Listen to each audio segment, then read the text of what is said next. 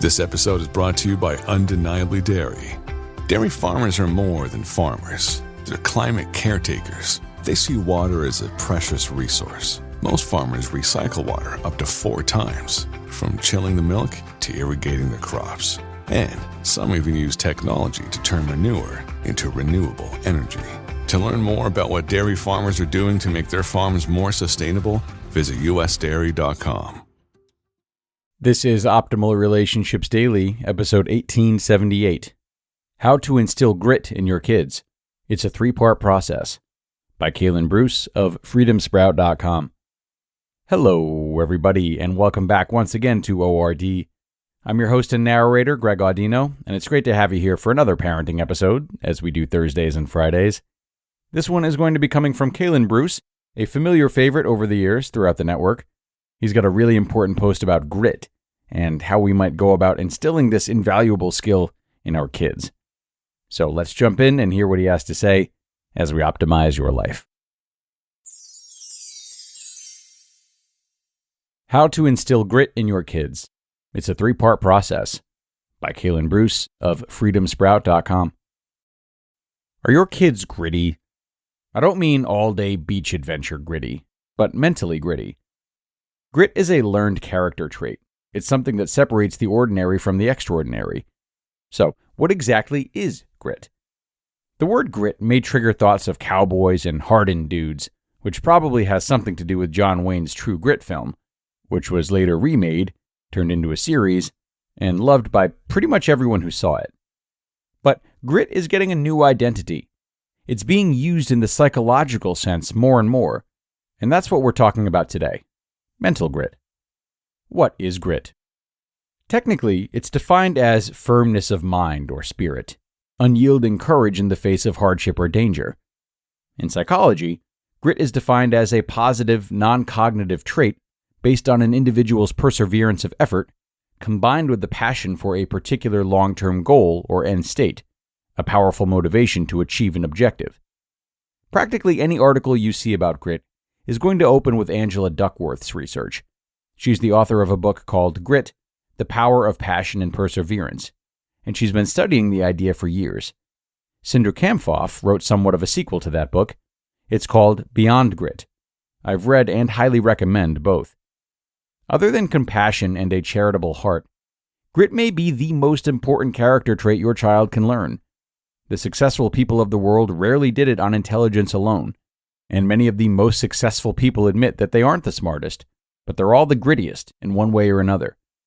So, how is grit and perseverance taught? You can start with a few practices. I'll explain how I see this as a process after I show you the 3 parts to it. Number 1. Reframe failure. Your home is a safe place for your kid to fail. You should be a safe person for your kid to fail in front of. Mistakes and failures are some of the greatest teachers, if we frame them that way. You don't have to use phrases like fail forward to make this effective. It's the simple act of instilling in your child that failure is a positive thing when we learn from it.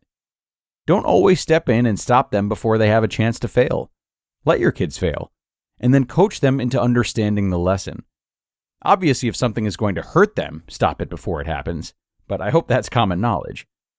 As your kid fails, tries again, and succeeds, encourage him to see where he started and where he is now.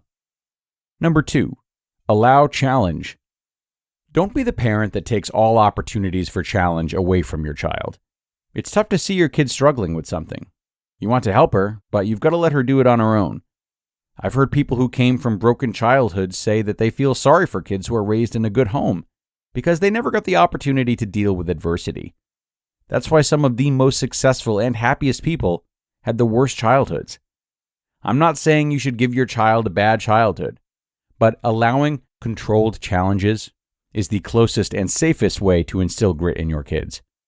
In fact, when your child grows up in a good home, that's the only way for them to get experience with adversity. And that's important experience. Number 3, encourage constantly. Encouragement has to come along with learning from failure and handling challenges. The goal here is to build your child up, not tear them down.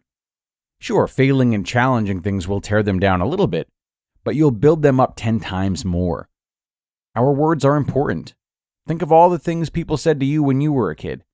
Things they may not remember, but you do. We can't take our words back once they leave our mouths. So make them count and speak positively into your children's lives. As I said, it's a 3-part process. Reframe failure, allow challenge, and encourage constantly. If you follow the pattern, your child will see failure in a positive light, accept the challenge, fail, learn from failure, overcome obstacles, and fully accept your encouragement along the way. What's the point of grit? When it comes to success, whatever that ends up meaning for your child, grit seems to be the common denominator that makes it happen. The ability to focus on and achieve a goal is not common. Grit is what separates those who do from those who merely talk. Grit doesn't equate to rough. You've heard the terms rough-necked or hardened, and that's really not what I'm promoting here. Sure, thick skin is a necessary part of life, but it's not about your child being rough. It's more about being tough, but not your typical schoolyard bully fake toughness. Grit is a mental toughness, a real toughness. If we teach intentional living and deliberate practice, we are doing our kids a favor and setting them up to succeed in whatever they venture into. Instilling grit is much easier said than done. Balancing love and protection with letting your kids learn hard-won lessons is difficult. But if you're the one doing it, it's safe. We're all trying to raise mentally strong children who have unlimited potential. Grit does not come naturally. It's something that you learn the hard way or the easy way, or not at all. Let your kids learn to be gritty the easy way. It won't be easy for you, but it will be much easier on them. You just listened to the post titled, How to Instill Grit in Your Kids. It's a 3-part process by Kalen Bruce of FreedomSprout.com. What are they doing letting us in a place this nice? Now streaming on Hulu, John Cena and Lil Rel Howery are bringing trouble to paradise. Guys, I need you to be really cool. When have we ever not been cool? Vacation Friends 2 on Hulu. And there's more. I want some more. When you add Disney Plus to Hulu for just $2 more a month. Hallelujah! With Blackish, Deadpool 2, and Guardians of the Galaxy Volume 3. And you're just telling me now? The Hulu and Disney Plus bundle. Plans starting at just $9.99 a month. All of these and more now streaming. 18 plus only. Access content from each service separately. Offer valid for eligible subscribers only. Terms apply. This episode is brought to you by Shopify. No matter how big you want to grow, Shopify gives you everything you need to take your business to the next level. Shopify is the commerce platform that makes it easy to show up and sell exactly the way you want to. No need to code or design. Sign up for your $1 per month trial period today. Visit shopify.com/offer23 to get started. And thanks very much to Kalen for this post. I really like the topic of grit because, to me, it's interesting to observe how the value of it is so universally agreed upon, yet if and how it's actually taught has so much variation. And I think this article from Kalen is great because of how binding it is. I really love his thoughts on grit and how to implement it, and I was happy to share it because I feel that many others will see it the same way. You know, when we're instilling grit into our children, it is absolutely possible and necessary to approach it how Kalen has. And that's in such a way that the focus is on perseverance as opposed to shame.